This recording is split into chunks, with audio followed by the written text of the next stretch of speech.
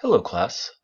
Today I'm making a screencast so as to save time when we are zooming uh, about our first short essay, which is coming up. And so here we are starting on our content tab.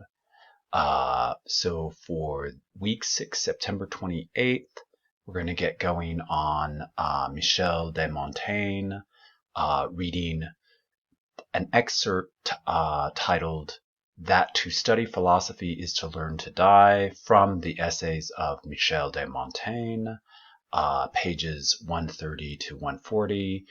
And this PDF too, by the way, let's click on it,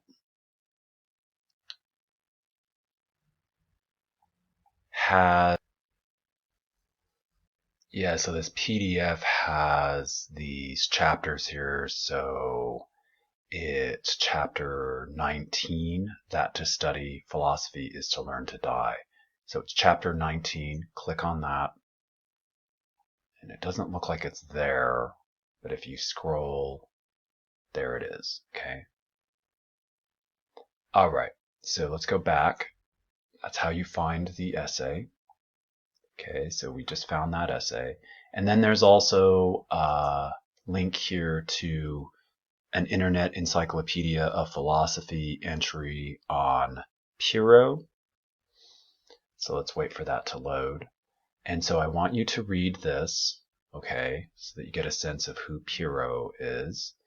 And I also want you to focus on these three aspects here of how to basically understand Pyrrhonian skepticism as it relates to Montaigne, okay? Because this will play a part in question. So let's go back here. One of the questions that I ask you.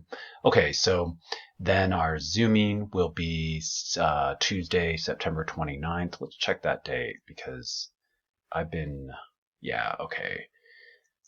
noticed that I sometimes get the date mixed up with one of my other classes.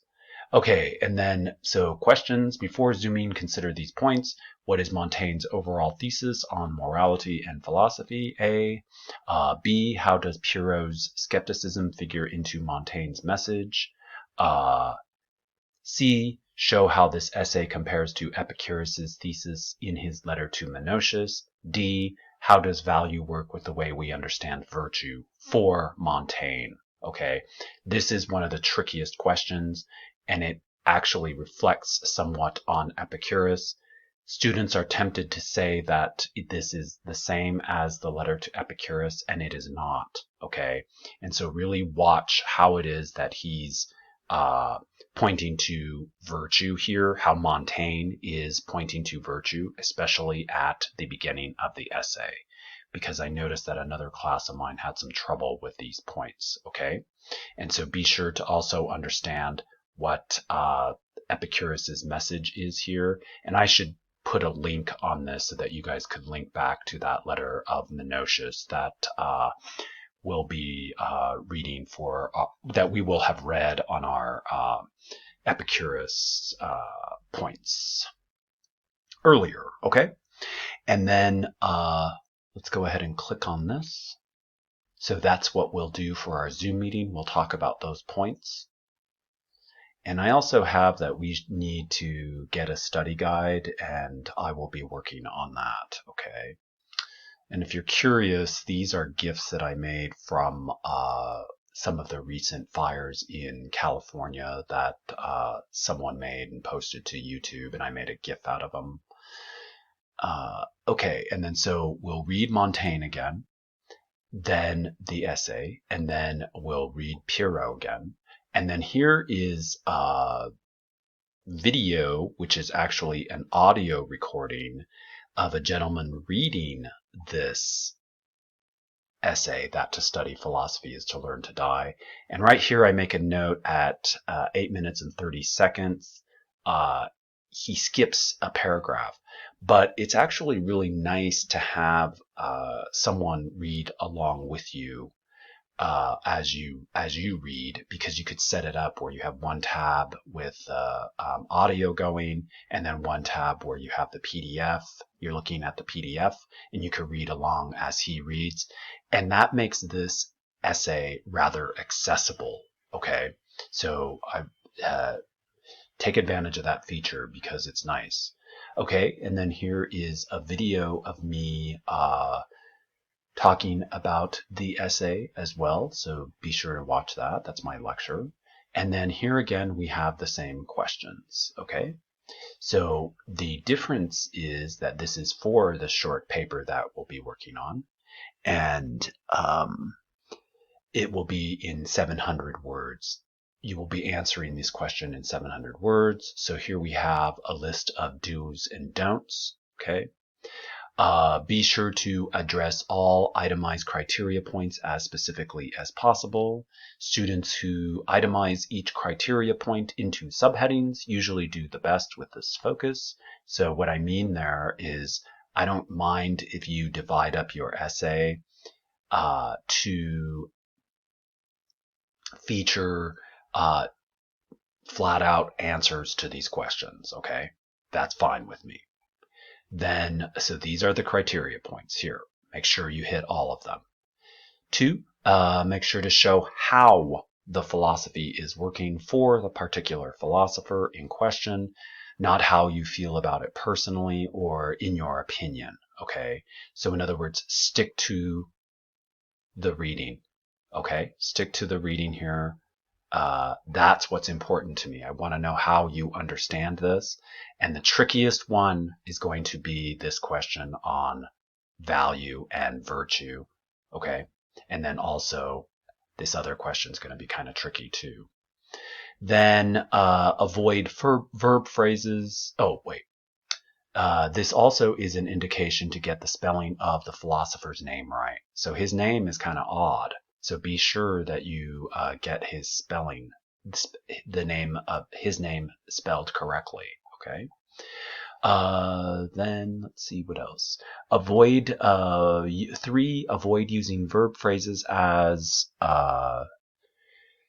Montaigne says, Montaigne talks about, Epicurus speaks, Epicurus talks about. Don't do that. Okay. Click on this here. And if you're tempted to use says or talks or speaks, substitute it with anything here. So Montaigne relates, Montaigne distinguishes, Montaigne describes, Montaigne expresses. Okay, so be sure to use that. I don't want to hear, I don't want to read this verb phrase. 4, make sure to write the word count. Write to the word count. If you do not write to the word count, you are not allowing yourself enough room to move through the ideas. Sometimes students think that if they're writing a small amount, that they're actually getting more done and saving more time. Actually, what happens is when you don't write to the word count, to the word count, you're not giving yourself enough room to move through the ideas. Okay. 4, and I do check that. 5, do not use any quotations. Write in your own words. Okay. So in other words, I don't want any quotations out of this. I want you to write in your own words. Yes. And then your Turnitin similarity is basically the plagiarism checker. So if your plagiarism checker is higher than 10%, I won't grade it. Okay.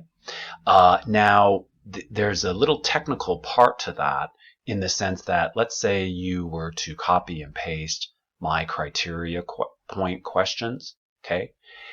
Your Turnitin similarity will show, will give you a reading, and I have it toggled to give you a reading so that you could tell. Now, if that's all you did, I can tell that that's what you did, and there's not a problem. There will not be a problem. Okay. So let's say you write with the criteria points and it becomes higher than 10%, then I'll check and see that you just wrote those, you copy and pasted those criteria points, and I will not have a problem. I will have a problem if you start Googling Montaigne and pasting odd bits and pieces from other work. That's when we have a problem, okay? So then 6, reread aloud as you go to avoid typos and grammatical errors. If I cannot understand your line of thought, I cannot understand your philosophy. 7, do not write about the philosophical ideas as if they are persons.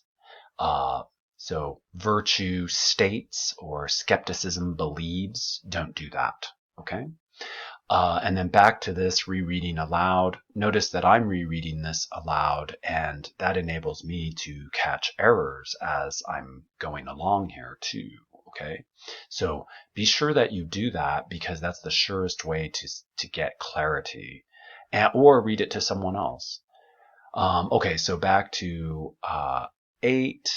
Do not do ask me questions if you are confused about any of this. In other words, do not submit written work before you clear up any confusion and complain later that my instructions were confusing. Okay?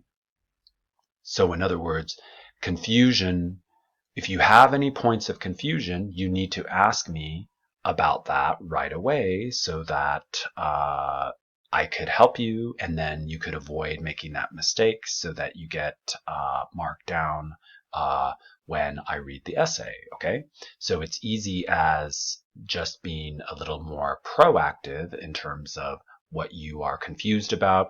If you're confused about the philosophy, if you're confused about the instructions, the due dates, anything that you're confused about, you need to let me know, okay? Beforehand or as you're working, but definitely not after you turn in the assignment and then complain when you get a C and indicate somehow that I was too confusing with my instructions, okay? And then so this is due Monday, October 5th. So let's check that. That's due the 5th. Yes. Okay, so I think that's good, and we'll take it from there. So I'll go ahead and post this on our homepage so that it'll be in the announcements right before we start class here. Okay? So thanks, students, and talk to you later.